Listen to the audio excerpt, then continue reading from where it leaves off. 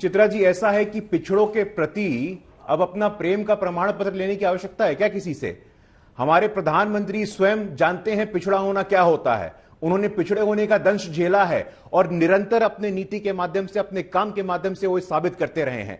अभी नीट की परीक्षा की बात हो, बात 1986 से चल रही थी, किसी सरकार ने आरक्षण नहीं दिया, लेकिन अभी भी हमने देखा 2 दिन पहले किस प्रकार नीट में ऑल इंडिया कोटा में ईडब्ल्यूएस और ओबीसी सबको आरक्षण दिया गया है। अभी देखिए आप, शासन प्रशासन में भागीदारी की बात होती है, जो सामाजिक न्याय के नाम पे लोग राजनीति करते आए हैं, उन्होंने क्या किया है? सिर्फ अपने परिवार की बात, सिर्फ अपने लोगों की बात। मेरा बेटा बढ़ाए, मोदी जी कहते हैं देश बढ़ाओ, ये कहते हैं बेटा बढ़ाओ। देखिए, ये जाति जनगणना कराने की जो हमारी पार्टी की मांग रही है, हमारे नेता की मांग रही है, या कोई नई मांग नहीं है। सालों पहले से हमारे नेता ने इस बात की मांग की है और आपने देखा है कि चरणबद्ध तरीके से हमने इसकी मांग की है। 2019-2020 में विधानमंडल में यहाँ पर प्रस्ताव पारित किया गया था और आपने देखा कि किस तरह आदरणीय ललन बाबू के नेतृत्व में जेडीयू के जो भी सांसद हैं वो मिलते हैं गृह मंत्री से और अपनी बात को कहते हैं कि मेमोरेंडम देते हैं कि जाति आधारित जनगणना होनी ही चाहिए। कहा है समाजवादी पार्टी के राष्ट्रीय अध्यक्ष माननीय अखिलेश यादव जी ने कि सरकार जाति जनगणना कराए, और नहीं तो हमारी सरकार बनेगी, जाति जनगणना होगी और आबादी के हिसाब से सबको हक अधिकार मिलेगा।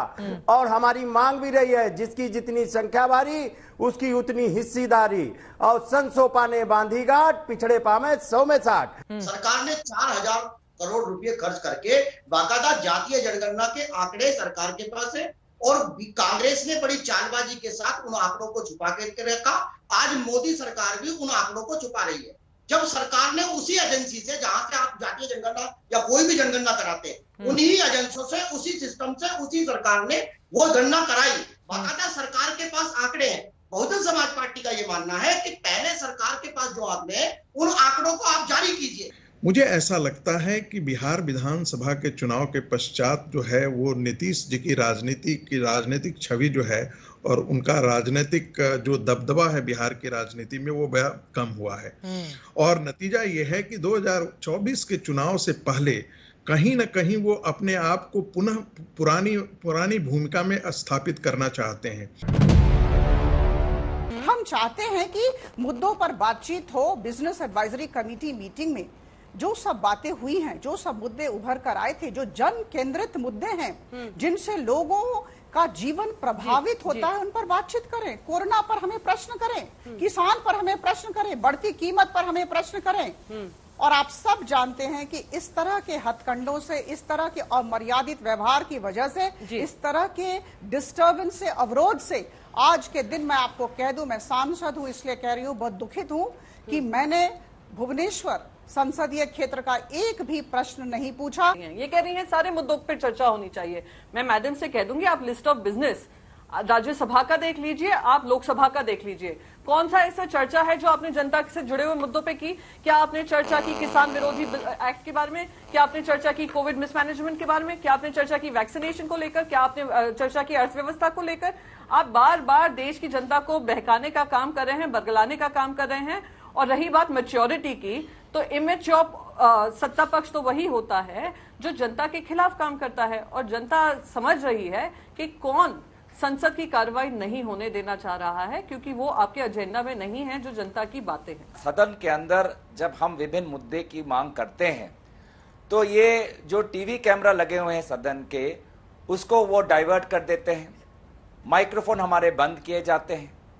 आप सोच सकते हैं कि लगभग 60% लोगों ने विभिन्न विपक्षी दलों को संसद तक भेजा है, और ये प्रतिनिधिगण अपनी जब बातें रखते हैं, अपने क्षेत्र की बात रखते हैं, हाँ। प्राइस राइज और पेट्रोल की बात रखते हैं, हाँ। तो कैमरा हटाया जाता है, माइक्रोफोन बंद किया जाता है। पेगासस जैसा एक मुद्दा जहां पे विभिन्न दुनिया के देशों ने जांच की है, जब वो मुद्दा हम पार्लियामेंट के अंदर उठाते हैं तो इन्होंने राहुल गांधी जी के अटेंडेंस की बात की। प्रधानमंत्री मोदी जी क्यों नहीं आते हैं इस मामले में? गृह मंत्री क्यों नहीं आते हैं? स्पष्टीकरण क्यों नहीं देते हैं? ये चीन का नया एयरबेस है, इसे सामान्य एयरपोर्ट समझने की भूल मत कीजिएगा।